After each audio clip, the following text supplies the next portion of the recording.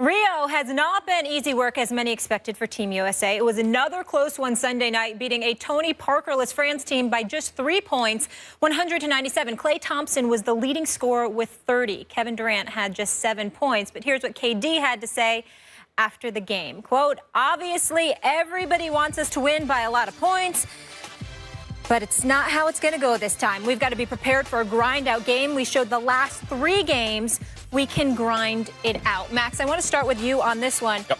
Do you have a problem with Durant's comments here? I'm going to be unfair to Kevin Durant right now. Okay. I do. Because, look, I understand to begin with that this is not one of our super teams. In 2004, when we didn't win the gold, only 2 of the top 11 American MVP finishers, right, of the top 12 MVP, only 2 of the top 11 who were American were on the team. Didn't have Shaq, didn't have Kobe, didn't have Garnett. We didn't win. In 2012, when we did, all 5 of the top MVP finishers were on the team. We're on the American team. So we crushed everyone. Right now, Durant is the only one of the top 5 MVP finishers on the team. So we recognize it's not one of those super teams. It's not a dream team. We had the dream team, we had the redeem team 2, whatever you want to call it. And now we have this, which is more in line with the kind of American teams that don't win the gold medal, partly because the rest of the world is caught up. They're playing against other NBA caliber players, not always all-stars, but guys in rotations, national teams that are used to playing together when these guys are kind of thrown together. But Garnett is and should be compared to the greatest players who ever lived. Excuse me, Garnett. Kevin Durant is and should be compared to the greatest players who ever lived. And it's just not his kind of personality, but one of the reasons that Kobe and LeBron, as LeBron became a mature player, were so critical on the Redeem team is that they set the tone. They held players accountable. They elevated the level of play. They even call all Kobe does is shoot. No. They have a positive influence in terms of the winning culture and what's expected of the team. And when you look at Kevin Durant, on paper, you watch him on the court, LeBron James, the greatest small forward who ever lived, past Larry Bird. Kevin Durant should be nipping at his heels. But if you talk about the greatest small forwards who ever lived, Larry Bird's still going to come in ahead of Durant. Well, it's because Larry Bird won championships as the alpha on championship teams that had other Hall of Fame players, including Kevin McHale and others, and a former MVP of the finals in Dennis Johnson and Parrish and all these guys. Bird was the alpha and the unquestioned best player on those teams that won 3 championships in an era where you were going up against Western Conference powerhouses, like especially the Lakers, as we all know. And because of that kind of personality of Bird's, even though when you look at their offense, Bird passed better and rebounded better, more of a kind of like a power forward type, but the way Durant shoots, Durant's size, Durant's ability to get to the... I mean, Durant's ability to play defense in a way that Bird couldn't, because Durant could be an excellent defender when he chooses and is generally underrated. He should be right there. But this little thing in his personality that's really brought to light here, where when, the kind of teams that crush the international opposition, those are the Legends teams. And this is something less than a Legends team. And the best player is Durant, but he really should be in that first category. And it's that kind of beta personality, I think, that's stopping him from being there. Anyone who wants to rip their hair out about that, I get it. It's not fair to hold him or anyone to that standard, but Durant's own abilities and talents and track record so far indicates that that's the group to which he really belongs and yet somehow hasn't yet joined.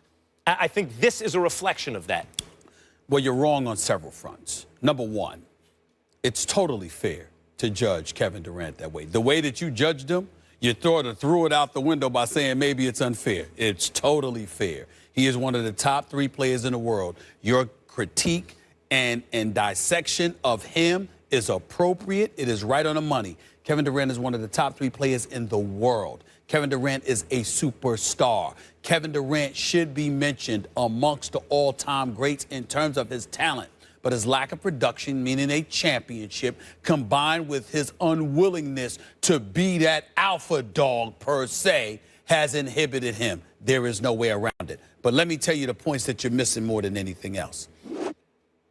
pointing the finger at Kevin Durant in any other way outside of what his talent and leading the way in that regard should do, I think you're missing the boat. To me, the people most responsible is Team USA. These are superstars that you got to commit to winning a gold medal. Why the hell do you have them in Las Vegas for just a week? And then after just a week, you got these week scrimmages set up. You know, it's got them in Las Vegas for training camp for a week. And then afterwards, you got these week scrimmages set up. Excuse me, whether it's Australia or Serbia or France or whomever, these are grown men who play together. The chemistry, the cohesiveness, the camaraderie, all of that stuff is there. Not to mention patriotism, because we might wear the red, white, and blue, and we might sing it, but everything about our nation as it pertains to professional sports leans and veers towards individual brands being elevated above all else. You don't get that impression with the other teams, you know, globally. And so that's a disadvantage. That's a challenge that America has to overcome as it pertains to basketball and superstar players. 1 week of training camp in Vegas, after they've been chilling for the offseason, Lord knows what they were doing in terms of being lackadaisical, understanding that the 82-game season combined with playoff competition is going to take place, lavishing in wealth and fame and beyond, not to mention commercials and building their brand and doing all of this other stuff in the offseason. And all you've got is 1 week in Vegas for a training camp, and then after that, the weakest stiffs of competition that you could think of in order to prepare them to go up against grown men, even when you recognize the fact that you can no longer use just college players because you're going up against grown men, makes no sense whatsoever. So I think you've missed the boat in terms of pointing out Kevin Durant.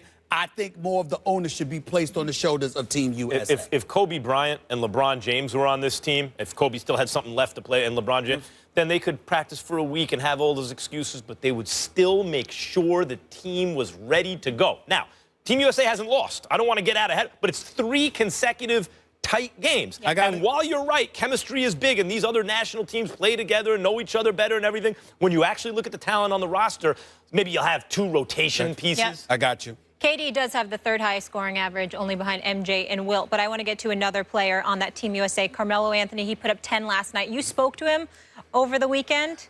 Can you share that with us? It was a rough Friday night, to say the least. After they played, Team USA played, Carmelo Anthony reached out to me from Rio, and he was not pleased at all with what I had to say. And look, I'm a native New York. I'm a diehard Knicks fan. And in most situations, I'll be damned if I apologize about anything with the Knicks. It's 1973 since the championship has come to New York City. And as far as I'm concerned, the quotes that I saw from Carmelo Anthony about a gold medal and it being satisfactory, I meant every damn word I said until he reached out and educated me about the fact that his interview was taken completely out of context. He specifically said, according to him, that, of course, I still got a few years to go. Of course, I'm pursuing an NBA championship, and I'm starving for it. If I look back on my career and I don't win a championship, and what I have to lean on is what I accomplished in college, what I accomplished in the pros, what I accomplished in Olympic competition, I'm going to look at my career as being a great career. But I have unfinished business. Trust me on that. So, in other words, what he was trying to say is that by no means did he give the impression, under any circumstances, that 2 or 3 gold medals would be satisfactory for him. And for me, of all people, to sit up there and to imply otherwise was incredibly insulting to him. Here's where he got me, Max and Molly. I'm very big on this, just so you know, in all my years of covering the NBA. One of the reasons why I don't hesitate to get on cats is because this cell phone right here and my other phone, I am accessible to every NBA player and every athlete that you can find. I'm the easiest reporter in the world to find. If you are a professional athlete and I talk about you, I always make sure, whether it's to you or it's to people in your camp or your team, that you know where to find me. I don't hide. Here's the problem. With Melo, who I've known for more than a decade, he's a guy that I communicate with often. I should have spoken to him. before I went on the air because I have access to him. Because the number one question he asked me, how the hell could you go on the air and say that without calling me? You always call or text first. Why did you not do that this time? And I was like, you in Rio. You know, you're at the Olympics. He said, you've reached me when I've been out of the country before. He got me. He's right. That's why I had to come on the air and confess to that and man up and apologize, because I felt the way that I felt, and I would still feel the same way if indeed he meant the quote the way that it was, the way that it was taken. But the fact of the matter is, had I reached out to him like I normally do, I would have gotten his perspective. And this time, I did not do that. That's on me. I got to apologize to that man. I was wrong. Fine, should have reached out, but the point, I think, remains, that's still, the content of the quote is still the same.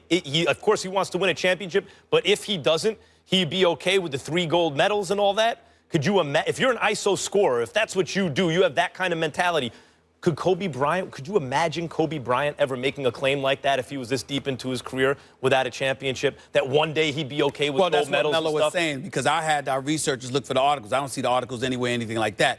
I saw guys, you know, Melo was saying that's not what he said. He was saying, look, looking back on it, this is how I would feel, but damn it, I'm still going for it because I'm not satisfied. Yeah. That's what he said. I'm saying that's not good enough. Looking back on it, it should kill him. I got 3 gold medals are better than no college championship, no gold medals. The only thing that should be on his mind at that level of play is championship. You know what? I don't disagree with that, but I still should have reached out to him. Yes. All right, we'll move on now. Coming up, Kirk Cousins said the Redskins should be the Spurs of the NFL. Interesting comparison. Are Max and Stephen A on board with this? That's next.